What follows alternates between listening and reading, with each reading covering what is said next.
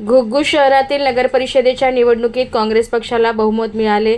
3 महिने झाले असताना देखील शहरातील विकास कामांना गती प्राप्त झालेली नाहीत.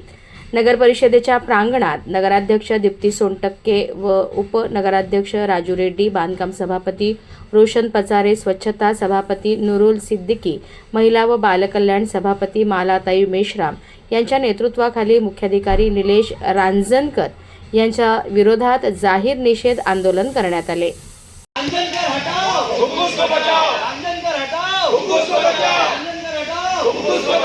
घुग्गुस के जो निधि आना चाहिए था नगरोत्थान का, दलित निधि का, वो मार्च एंडिंग होने के कारण 25-26 का जो निधि है, हमारा सीओ रंजनकर साहब ने चंद्रपुर में फाइल जमा नहीं किया, जिसके कारण वो निधि वापस गया।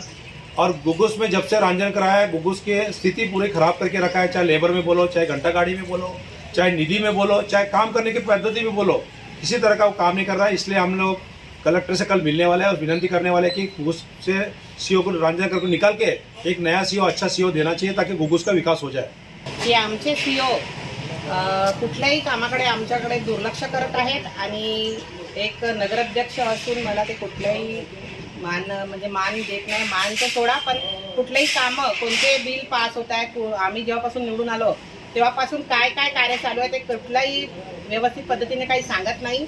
आता नुकताच अण्णाभाऊ साठे दलित वस्ती सुधार योजनाचे जे फंड येणार होते, त्याचप्रमाणे दलित वस्ती सुधार योजना